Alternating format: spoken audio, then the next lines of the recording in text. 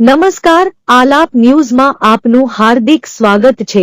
આપ નિહાળી રહ્યા છો આલાપ ન્યૂઝ।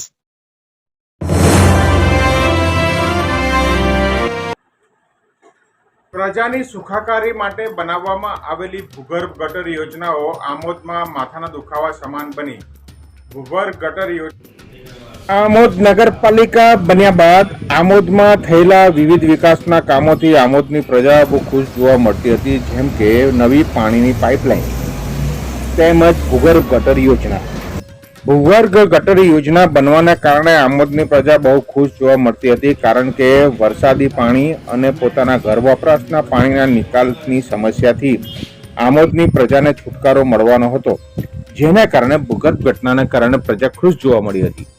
પરંતુ આ પ્રજાને ક્યાં ખબર હતી કે આ ભૂગર્ભ ઘટના જ આવનારા સમયમાં એમના માટે માથાનો દુખાવો બની જશે। હા દર્શક મિત્રો, આમોદ નગરમાં બનેલી ભૂગર્ભ ગટર યોજના હાલ તો આમોદની પ્રજા માટે માથાનો દુખાવો બની ચૂકી છે, કારણ કે વારંવાર ઉભરાતી આ ભૂગર્ભ ગટર યોજનાઓને કારણે ઠેર ઠેર ગંદકી જોવા મળી રહી છે, અને જેને સાફ સફાઈની કામગીરી કરવા માટેના પૂરતા સાધનો પણ નગરપાલિકા પાસે અસ્તિત્વમાં ન હોવાથી થોડા સમયે અમદાવાદથી ભૂગર્ભ ગટર સાફ કરવા માટેનું સકર મશીન ભાડે લાવવું પડતું હોય છે, અને ત્યાં સુધી પ્રજાએ આ ભૂગર્ભ ગટરના ઉભરાતા ગંદા પાણીની યાતનાઓ વેઠવી પડતી હોય છે।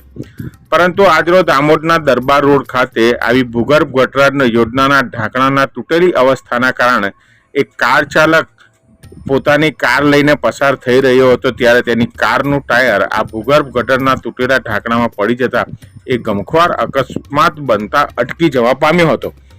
પરંતુ આવી ઘટનાઓ તો અનેકવાર આમોદમાં બનતી જોવા મળી રહી છે, અને આ ભૂગર્ભ ગટર યોજનાઓના કારણે વેઠવી પડતી હાલાકી એ પ્રજા હાલ તો મૂંગા મોઢે સહન કરી રહી છે, પરંતુ પ્રજાની આ પારાવાર વેદનાઓનો ઉકેલ કંઈ દેખાતો નથી। ભૂગર્ભ ગટર યોજનાના ઢાંકણામાં પડેલી આ કારના વ્હીલના કારણે આ કારને પણ નુકસાન થયું હતું, જેને મહા મુસીબતે આસપાસના લોકોએ એકત્ર થઈને ઊંચકીને આ કારને આ ગટરના ઢાંકણામાંથી બહાર કાઢવામાં ભારે જહેમત ઉઠાવવી પડી હતી। પરંતુ આ દ્રશ્યોમાં જે જોઈ રહ્યા છો એવા ખુલ્લા ગટરના ઢાંકણા એ આમોદમાં અનેક ઠેકાણે જોવા મળી રહ્યા છે।